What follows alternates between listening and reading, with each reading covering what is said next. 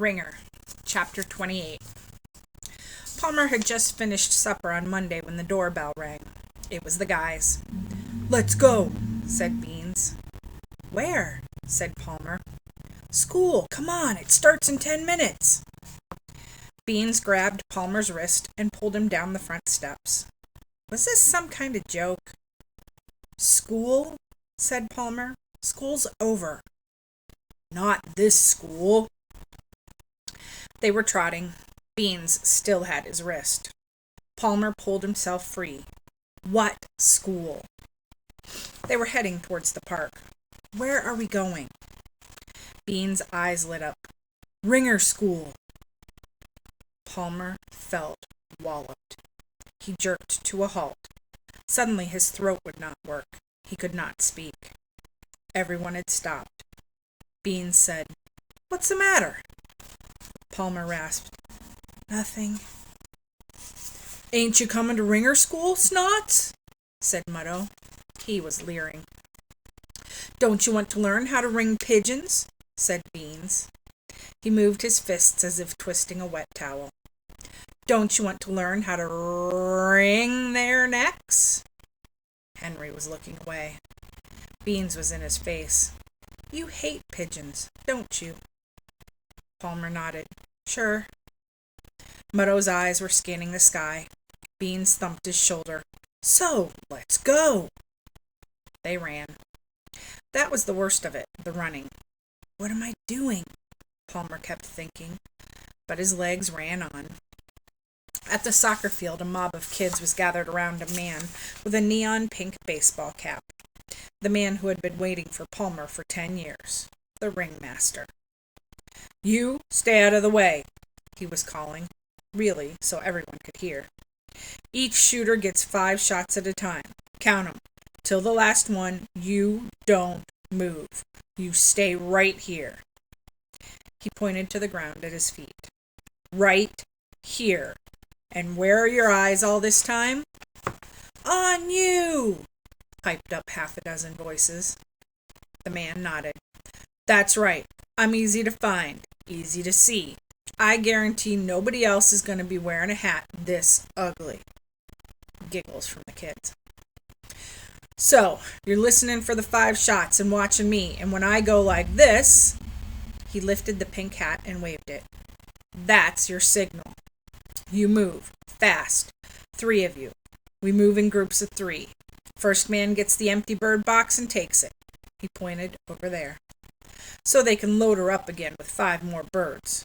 The other 2, you're moving out onto the field. Fast. Everything you do is fast." He replaced his hat. He looked over the group. "What's the magic word, men?" Everyone, including Palmer, yelled, "Fast!" The man paused and then whispered, "Why?" For a long time there was no answer. Then a mild, uncertain voice spoke. "There's so many pigeons?" The man snapped his fingers and pointed to Henry. "Bingo! There's 5,000 birds, men, and only 1 day to turn 'em into fertilizer. Every dead birdie means $5 to maintain this here park you're standing in. Anybody here don't play in this park?" No hands went up. He shrugged. "There you go. It's for you. You're helping yourself."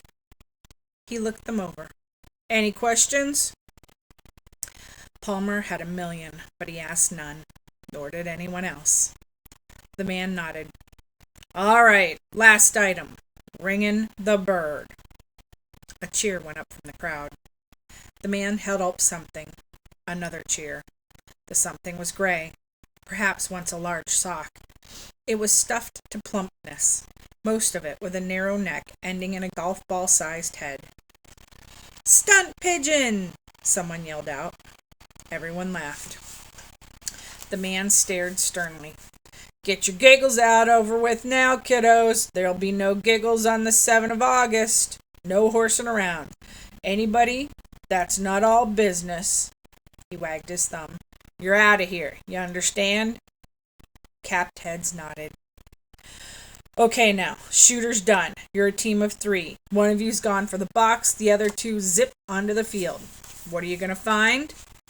One of three things. You're either going to find 5 dead birds, you're going to find 5 floppers, that's what I call the wounded, or you're going to find, and this'll be most cases, a combination of the above. We got some sorry shooters in this town, and we got some real deadeyes, but most of them are in between. He raised a finger. Back up a minute. If wounded birds are floppers, what do you call dead birds? He looked over the group. His eyes were twinkling. Someone up front said, Croakers? The ringmaster laughed. Trick question, son. The answer is dead.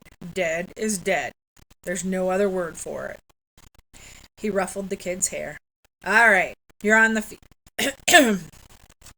All right, you're on the field. Each of you heads for a bird, and not the same bird. No fighting over who gets which bird. This ain't an Easter egg hunt. Giggles. All right, you come to your bird. If it's dead, fine. If it ain't dead, also fine. Whichever, you snatch it up and get the next one. Between the two of you, you're coming back with 5 birds. Here's where you check 'em out. You see one that's not dead? He swung his head slowly, looking at every face. You wring its neck. Palmer heard one stifled squeak. All else was silence. The man held the gray thing above his head. One hand here, and twist in opposite directions. You do it hard. You do it quick. We're not here to torture these animals. We're here to kill 'em humanely. Hard and quick. That's all it takes. Into a trash bag, go to the back of the line. Next time you're up, somebody else gets the box. Keep rotating. Everybody gets a chance. What's the magic word? Fast! He looked them over. Any questions? A voice came out of the crowd. How will we know if it's not dead? Somebody yipped. Take its pulse. The man's glare cut off the laughter. The trees were silent. You'll know, said the man. The sky was empty. The man clapped. All right, line up. This here's a flopper. He held up the gray stuffed sock. I want each one of you to step forward, bring it like I showed, and get out of here. I'll see you August 7th, 6 a.m. sharp. Let's go. The crowd formed a line. Palmer had notions of drifting away, but Beans and Mutto were herding him their way. As he waited in line, Palmer felt himself to be 4 years old again, at his first family fest, with the wounded, floppy-sided pigeon coming towards him, and the gray, sour smell of the gun smoke growing stronger with every breath. He took his eyes from the field and fixed them on the pink-hatted ringmaster. He noticed how intently the man stared into the face of each kid who stepped up and took the sock. It seemed that the man was on the lookout for pretenders, for kids who didn't really want to be there, for wimps. And if the man detected a wimp, what would he do? Would he cry out, "Aha!" and send the kid away to the jeers of the crowd? Would the kid ever be able to show his face in this town again? Ahead of him, Beans, then Mutto, wrung the sock. Like most of the kids, they really got into it, grunting with the effort. And now the man was holding it out to Palmer. Palmer accepted it. Beans' voice came from nearby. Ring it, snots! Palmer could feel the man's eyes on him. He wondered how his face looked. Would the man say, "Aha"? Palmer had half expected the sock to sprout pink feet and glossy feathers. It did not. He wanted to call out to all the ringers in training, "Hey, who are they trying to kid? This is no pigeon. You want to know what a real pigeon feels like? Ask me. This is nothing but a sock."